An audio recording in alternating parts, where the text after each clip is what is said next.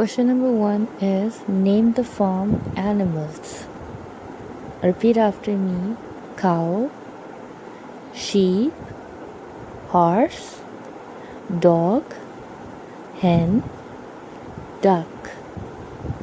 Cow, sheep, horse, dog, hen, and duck.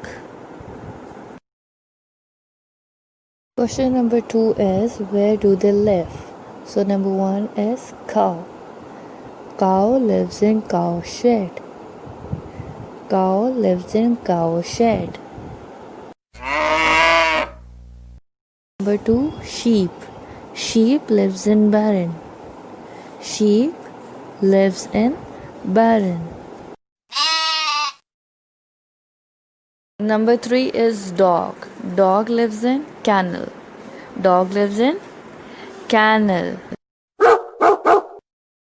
Number 4 is hen. Hen lives in hen house. Hen lives in hen house. Number 5 is horse. Horse lives in stable. Horse lives in stable.